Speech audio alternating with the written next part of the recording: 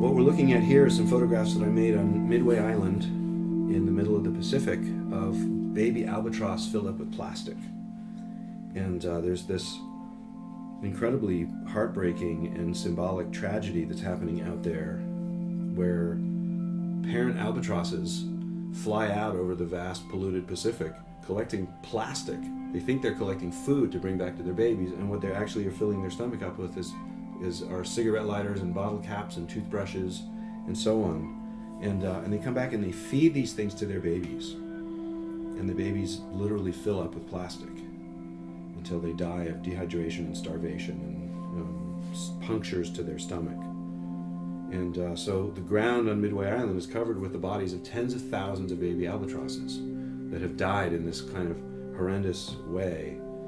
And I think it's a symbolic place that I really want to kind of bring this tragedy out visually, because this is where the Pacific Garbage Patch surfaces.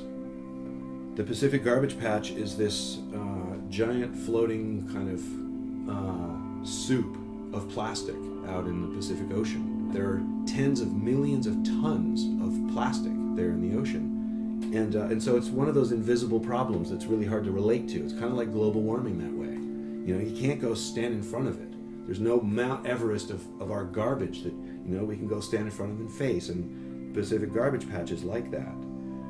And so this is one place where the plastic in the Pacific Ocean is surfacing in this incredibly macabre and symbolic way inside the stomachs of dead baby birds on one of the remotest marine sanctuaries on Earth. So early on in this process, when I got to Midway Island and began seeing these astonishing images of birds filled with plastic, I realized pretty early on that people weren't going to trust the photographs. You know, they look like I put the plastic in there. It's just so surreal that there would be birds filled with that much plastic anywhere in the world. And so what I decided to do really early on with this work was to make a rule for myself that I'm not going to add any plastic, but I'm also not going to move any of it around. There's going to be no arranging. So all of these images from the first series, first trip to Midway, are straight documentary photography where none of the plastic was moved even a millimeter.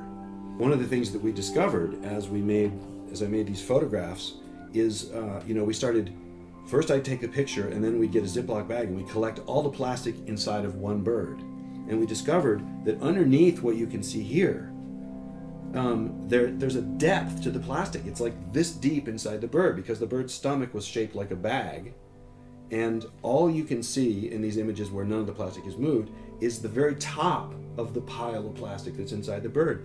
And so the second time we went out there, which was just very recently, we spread out the plastic inside each bird manually. And so once the credibility of the project was kind of established and we really followed our rule the first time, then I thought it would be legitimate to take one additional step in that ethical process and allow myself to at least spread the plastic out, but without adding any additional. So we still stuck to that rule. And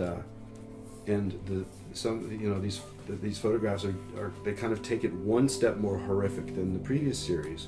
Here's one that has a cigarette lighter, a large piece of a fishing float, a full toothbrush, a large section of plastic pipe, and then maybe another 75 or 100 additional shards of plastic, including what looks like a piece of a toy robot right there.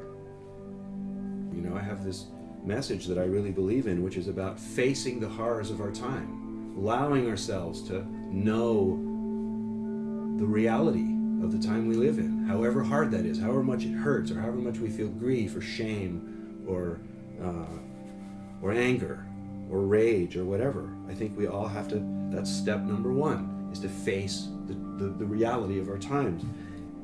The impact that I hope this work has is as a kind of wake-up call.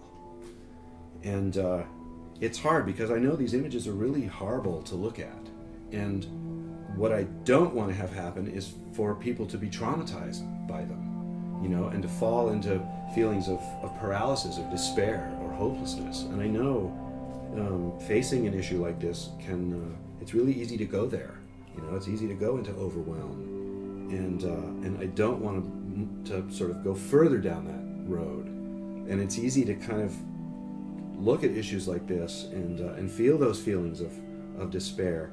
But you know, what I really believe is when we begin to process those emotions, when we allow ourselves to feel despair, allow ourselves to feel grief or anger or rage about what's happening in the world, to me those are legitimate human responses to our times. And once we can connect with that, then maybe collectively we can begin to make new choices.